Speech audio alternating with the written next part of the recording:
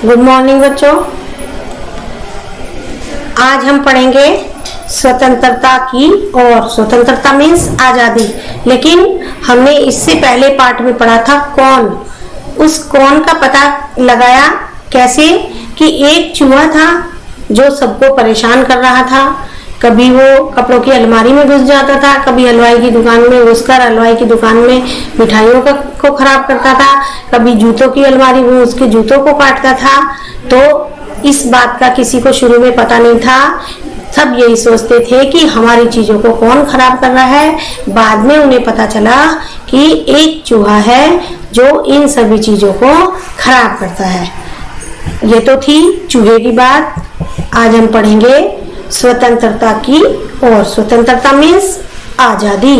हम अब आजादी की ओर चलेंगे। आइए शुरू करते हैं।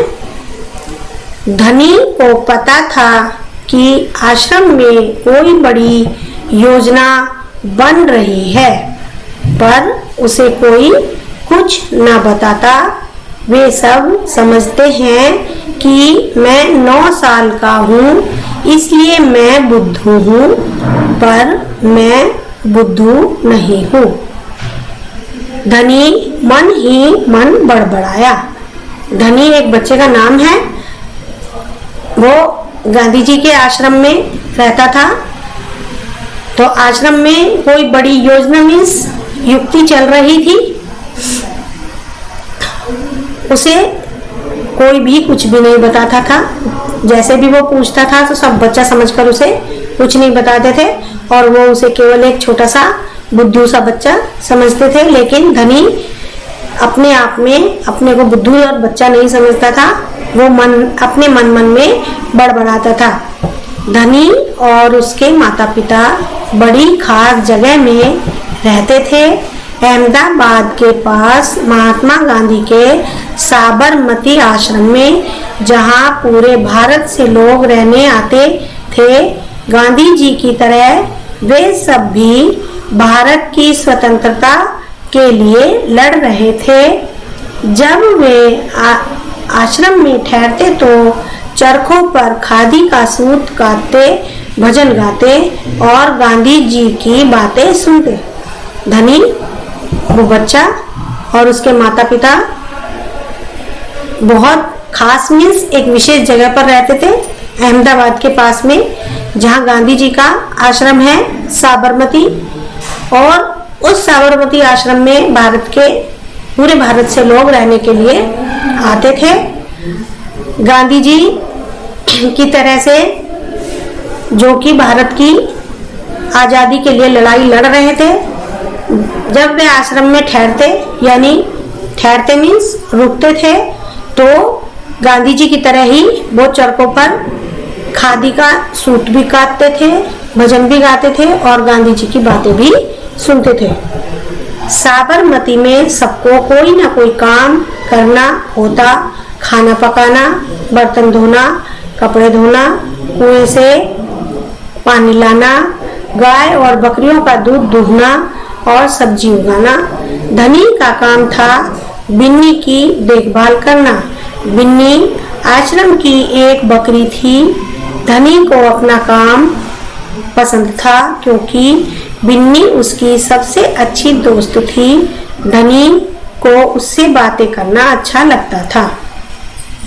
साबरमती में सभी को कोई ना कोई काम जरूर करना पड़ता था। जैसे कोई खाना बनाता था, कोई बर्तन मांजता था, बर्तन धोता था, कोई कपड़े धोता था, कोई कुएं से पानी लाता था और कोई गाय और बकरियों का दूध दूहना मीन्स दूध निकालता था और सब्जी उगाता था। धनी जो बच्चा था उसका काम था बिन्नी यानी बकरी की देखभाल करना। बिन्नी आश्रम की ही एक बकरी थी और धनी को वह अपना काम बहुत अच्छा लगता था क्योंकि बिन्नी ही उसकी एक सबसे अच्छी दोस्त बन गई थी।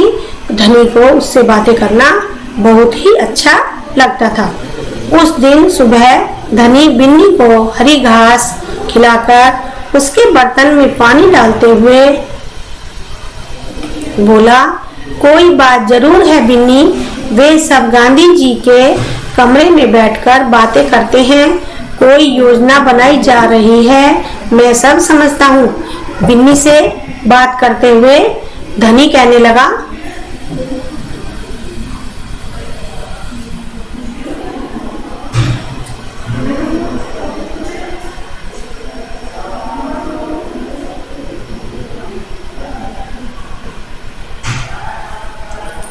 कि कोई ना कोई बात तो जरूर है कि वे सब गांधी जी के कमरे में बैठकर बातें करते हैं और बहुत बड़ी योजना मीन्स युक्ति बनाई जा रही है।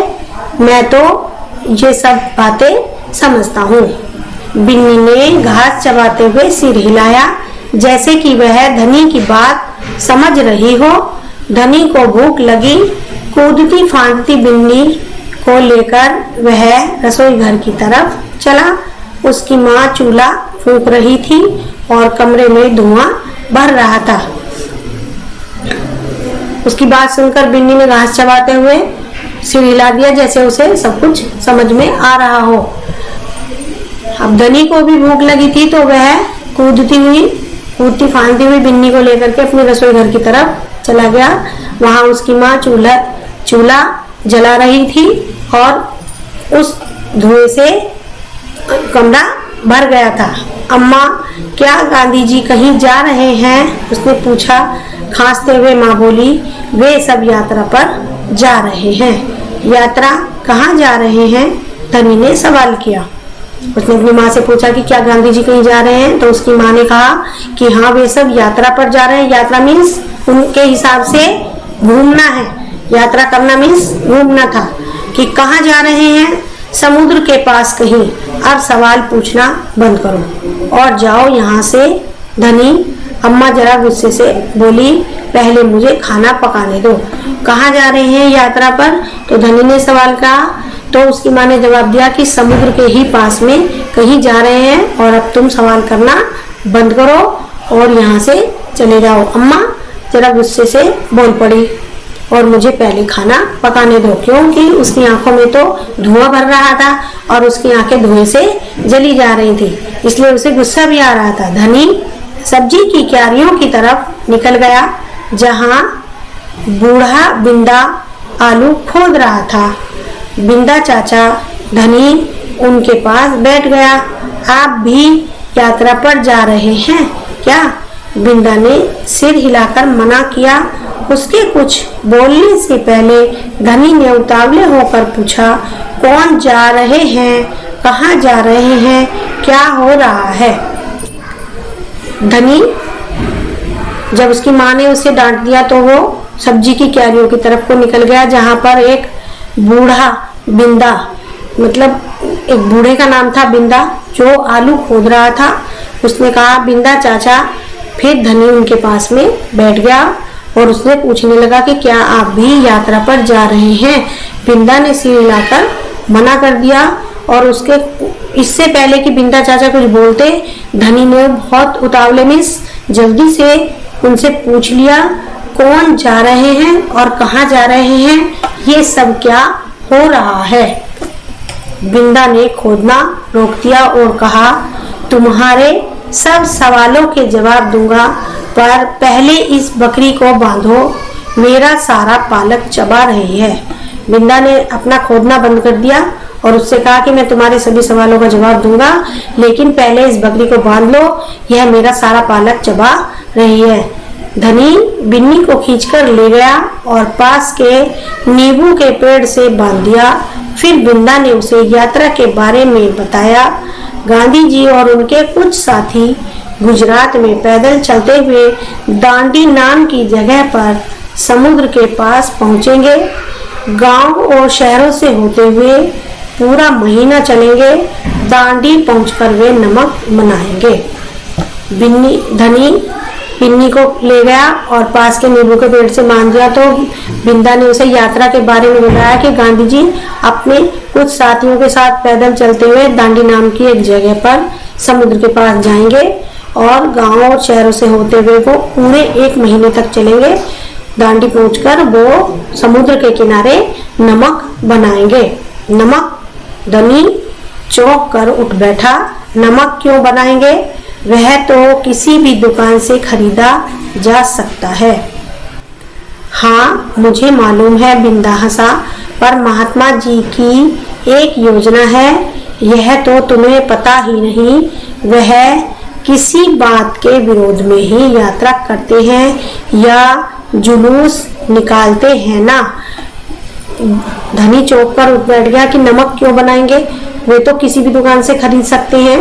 तो बिंदा ने कहा हाँ मुझे मालूम है, और हंस पड़ा। उसने कहा कि महात्मा गांधी जी की एक योजना है, युक्ति है, जिसे यह तुम्हें और मुझे किसी को पता नहीं है, किसी बात के विरोध में ही वो यात्रा करते हैं या जुलूस निकालते हैं। हाँ बिल्कुल सही, मैं जानता हूँ, वे ब्रिटिश सरकार के खिलाफ सत्याग्रह के जुलूस निकालते हैं, जिससे कि वे उनके खिलाफ लड़ सकें और भारत स्वतंत्र हो जाए। पर नमक को लेकर विरोध क्यों कर रहे हैं, यह तो समझदारी वाली बात नहीं है। बिल्कुल धनी, क्या तुम्हें पता है कि हमें नमक पर कर देना पड़ता है?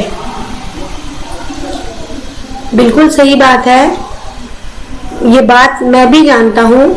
वे ब्रिटिश सरकार यानी अंग्रेजों के खिलाफ सत्याग्रह के जुलूस निकालते हैं, जिससे कि उनके खिलाफ लड़ सके। खिलाफ मीन्स जिनसे उनके विरोध में हम लड़ सकें और भारत स्वतंत्र हो जाए, यानी हमारा भारत आजाद हो जाए। लेकिन नमक को लेकर विरोध क्यों? विरोध मीन्स लड़ाई क्यों?